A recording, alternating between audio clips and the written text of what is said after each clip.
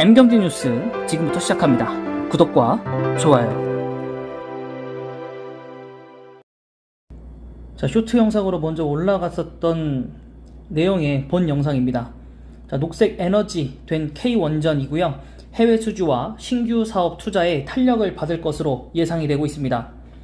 자, 11월에 최종 발표가 나는 한국형 녹색 분류 체계 K택소노미는 온실가스 감축과 기후변화 적응, 물, 순환경제, 오염, 생물 다양성 등 6대 분야에 기여하는 경제활동 분류를 한 기준입니다. 자, 투자 가이드라인만 있을 뿐 강제성은 없고요.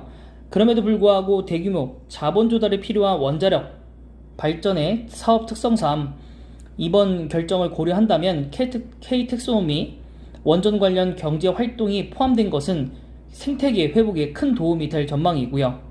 원전 관련 전후방 산업에 자금이 투입되면서 원전 사업 경쟁력 강화로 이어지기 때문에 원전 수출에도 유리해질 것으로 보여집니다.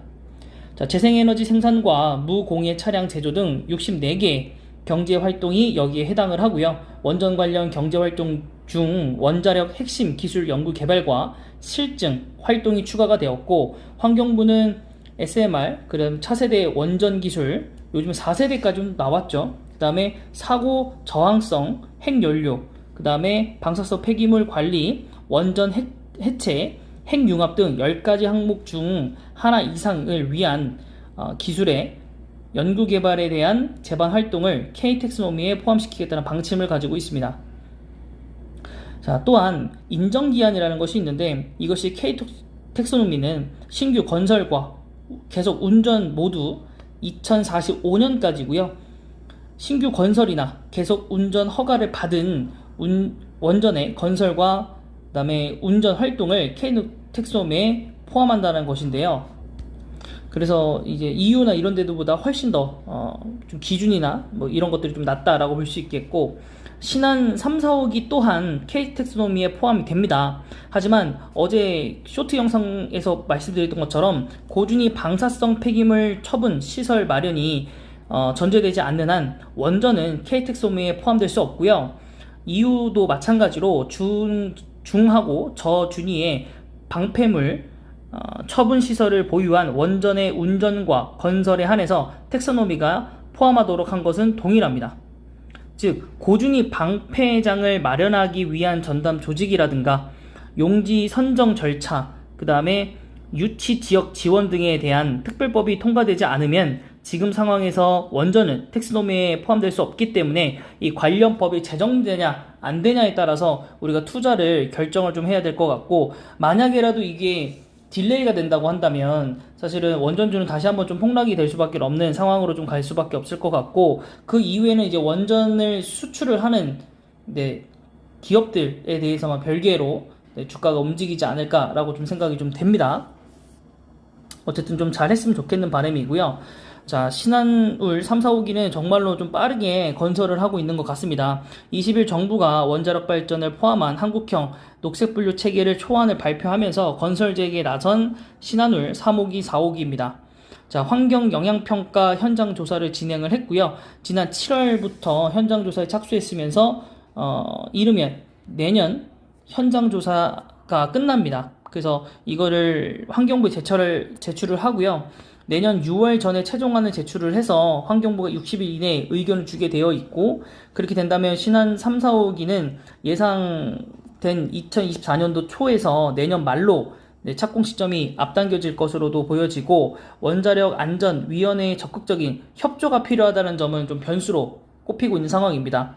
그 이유 중에 하나는 전 정부에서 임명된 위원들이 상당수 임기가 아직까지 남아있었기 때문인 거고, 그래서 좀 어떻게 보면 좀 방해 아닌 방해가 좀 받을 수는 있겠지만은 그렇게 크게 영향은 없을 것 같아요. 지금 현재 뭐 우리가 원전을 안 하고더라도 뭐 전력에 대한 이 한전 재무 상태라든가 이런 것이 안정되어 있고, 뭐 태양광이라든가 풍력이 정말로 충분히 대체가 되는 그런 상황이라면 원자력을 지금 현재 정부에서 추진하는 것을 방해는 할 수 있겠죠. 방해를 해도 무방한데, 지금 현재 시점에서는 원전 아니고는 답이 없는 상황이기 때문에 한전에서도 그런 거에 대해서 수십 번 전 정부에게 요구를 했었기 때문에 네, 저는 크게 요구에 대한 부담감은 없는데 과연 이 법률을 제정을 할 수 있는가? 그래서 이게 좀 원안대로 진행이 좀 원활하게 이루어질 수 있는가에 대해서 조금 의문부호가 좀 있는 상황입니다. 네, 그래서 원전 관련된 주들만 조금 보고 그다음에 한전도 다시 한 번만 조금 네, 살펴보도록 하겠습니다. 자, 두산 에너빌리티부터 확인해 보도록 하겠습니다. 원전주 하면 사실 제일 꼽히는 대표적인 주식이 두산 중공업이었지만 사명이 변경된 두산 에너빌리티고 뭐 풍력, 수소 뭐 가릴 것 없이 하고 있는 두산 에너빌리티이기 때문에 괜찮을 것 같습니다. 자, 근데 최근에 상승 이후에 좀 하락을 좀 많이 한 상태이고요. 근데 지금 뭐 현재 모든 주식이 지금 내려가고 있어서 좀 그래 보이긴 하는데 우선 거래량은 굉장히 많습니다.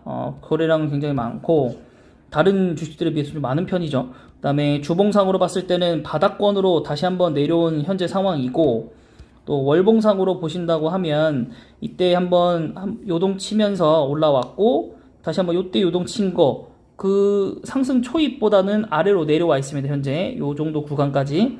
그래서 여기 한 14,000원까지는 15,000원까지 한번 기다려 보시죠. 15,000원까지는 한번 기다려 봐도 되지 않을까. 거기에 이제 거의 마지막 찍고 오는 타이밍이니까 15,000원 정도 오시면 무조건 좀 사야 될 것 같고 네. 시가총액 11조에 해당하는 코스피 상장사입니다. 자, 최근에 외국인과 기관이 동시에 엄청난 매물대를 지금 뽑아내고 있는 현재 상황이고요. 에너빌리티 같은 경우에는 뭐 극한 소재 사업에 뭐 탄력이 붙었다. 그리고 아시겠지만 뉴스케일 파워와 함께 SMR에 대해서 수주를 하고 있는 상태이므로 저는 긍정적으로 보고 있는 회사 중에 하나입니다. 네, 재무적인 것들도 많이 회복이 좀 됐고요. 저번 2분기에 마이너스를 단기 수익 좀 많이 했다라는 게 좀 아쉽기는 하지만 앞으로 점층적으로 나올 실적들을 조금 기대해 보면 뭐 긍정적으로는 봐도 되지 않겠나라는 생각이 좀 들기는 합니다. 네, 이거 이외에는 뭐 별도의 다른 얘기들은 없어 보이고요. 두산이 지금 지분을 30% 정도 가지고 있는 현재 상태입니다. 네. 그래서 두산 에너빌리티까지 봤고요. 그 다음은 이제 한전기술, 또 핵융합이라든가 이런 해체 이런 것들에 대해서 좀 영향을 받는 기업 중에 하나 있고 여기도 원전주가 한번 올라갔었을 때 KT엑소nomi에 대한 기대감 때문에 올라갔었던 것 같고 그 이외에 전부 다 지금 하향세로 지금 돼가고 있습니다. 아무래도 잠재적인 리스크들이 좀 있었던 것 같고 또한 한전기술은 강하게 떨어졌었던 이유가 이 대주주인 한전에서 매각할 수 있다라고 했었기 때문에 지분을 매각할 수 있었다라고 하기 때문에 주가가 많이 떨어졌었는데 또 중간에 회복을 하고 다시 한번 좀 떨어지는 상황입니다. 그래서 그때만큼 거의 떨어지는 상황으로 가고 있는데 그때면 한번 잡아봐도 괜찮지 않나 싶은데 아무래도 정말로 매각이 나올 수도 있어서 조금 기다려봐야 할 건 같고 또 8월 3일에 헐값 매각 네 늦어도 2023년도까지는 매각한다고 했으니까 제가 볼 때는 그러면 당장에 매각보다는 원전에 관해서 수출이라든가 이런 것들로 기대감을 한껏 높여놓은 다음에 그 다음에 매각이 좀 들어가지 않을까. 그럼 그 전까지는 우리가 한전기술을 좀 매수를 해봐도 나쁘진 않을 것 같고 근데 또 여기 9월부터 매각 추진한다고 또 써있긴 하네요.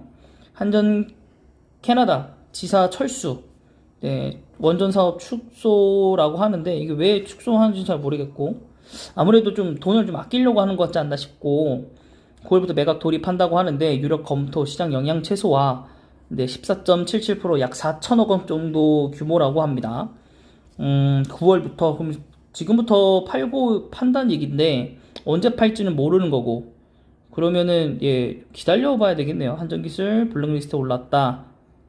네. 중점관리 대상자에 올랐다고 합니다. 네, 여러 가지로 좀 좋은 상황은 아니네요. 네, 좀 기다려봐야 될 것 같고 여기도 주가는 좀 괜찮은 상황인데 사볼만 하긴 한데 네, 그 다음에 한전 KPS 네, 여기도 원전에 관해서 같이 좀 움직이는 종목 중에 하나입니다. 그래도 여기는 이제 그 매각 대상이 없기 때문에 한전이 많이 들고 있는데 매각 대상은 아니에요. 물론 매각할 수도 있겠지만 매각 대상이라고 딱 얘기한 건 없어서 그리고 월봉을 보시면 아시겠지만 그렇게 도움이 되는 주식이 아니에요. 이거 판다고 해서 네, 1조 정도 되는 회사이긴 하지만 네, 크게 그렇게 될 것 같진 않고 네, 그래서 일단 여기는 재무 흐름이라든가 이런 것들도 나쁘지는 않은 상태입니다. 네, PER 15배에 PER 1배, 그리고 주당 배당금도 주고요. ROE, 영업이익률 뭐 이런 것들도 뭐 나쁘지는 않은 상황입니다. 좋은 것도 아니지만 나쁘지도 않은 상태. 그래서 주가가 좀 애매하게 내려왔을 때 잡는 것도 하나의 방법이 될 것 같고, 그 다음에 오르비텍 보고서를 통해서 우리가 한번 굉장히 크게 수익을 냈었던 그런 종목이죠. 요때 과거에 한번 올라갔었던 적이 있었고, 그 이후에 원전에 대해서 쭉 꺼졌을 때 이제 보고서를 통해서 우리가 한번 알았었죠. 그리고 나서 정말 무섭게 한번 올랐다가 또 떨어지고 뭐 이렇게 올라가는 그런 주식 중에 하나입니다. 오르비텍은 좀 오랜만에 소개시켜 드린 거라 회사를 먼저 말씀드리면 핵을 융합을 하든지 해체를 하든지 뭘 하든지 간에 전부 다 회사가 연관이 되어 있는 사업을 하고 있기 때문에 정말 도움이 되는 회사이고, 그러니까 원전에 대한 사업을 하면 할수록, 그리고 해체하더라도 오르비텍에 대한 주가는 상승의 모멘텀을 가져갈 수밖에 없는 그런 기업이라고 보시면 되겠습니다. 네, 그래서 오르비텍까지 소개시켜 드렸고, 여기는 코스닥 종목이라 또 움직이는 것도 되게 다이나믹하게 좀 움직이거든요. 네, 그렇게 되어 있고, 또 여기도 한수원하고도 관계가 좀 있고, 네, 2분기 실적이 안 좋긴 했습니다만 원전에 대한 기대감으로만으로도 충분히 올라갈 수 있기 때문에 이 종목은 정말로 좀 저가일 때 많이 좀 담아가는 그런 전략을 좀 취하면 좋지 않을까. 그래서 아무래도 요 구간보다는 저는 높이 올라간다고 보기 때문에 여러분들 정말 최하단을 여기 있는 가격대로 잡아봐도 괜찮지 않을까. 그래서 주봉으로 친다면 여기 4,695원이니까 정말 많이 내려와도 4,500원 선에서 여러분들이 매수를 좀 해보는 거를 추천드리도록 하겠습니다.